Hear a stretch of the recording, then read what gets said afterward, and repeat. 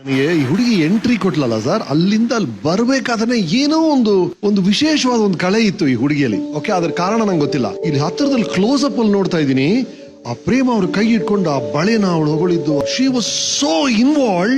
Real actress ಅನ್ಸುತ್ತೆ ನನಗೆ. ವಾಪಸ್ ಹೋದ್ರಲ್ಲಿ ಅದು ಏನ್ ಬ್ಯೂಟಿಫುಲ್ ರೈಟಿಂಗ್, ಅದು ಯಾರು ಬರೆದ್ರು. ಆ ಕಸದ ಜೊತೆ ಹೋಗಿ ಏನೋ ತಿನ್ನಕ್ ಹೋಗ್ತಾಳೆ ಅನ್ಕೊಂಡ್ರೆ ಅಲ್ಲಿ ಆ ಮಗು ಸೌಂಡ್ ಬರುತ್ತೆ, ಮಗುನ್ ತೆಗಿತಾಳೆ. ಏನ್ ಬರವಣಿಗೆ, ಒಂದ್ ಸೀನ್ ಅಂದ್ರೆ ಆಗಿರ್ಬೇಕು.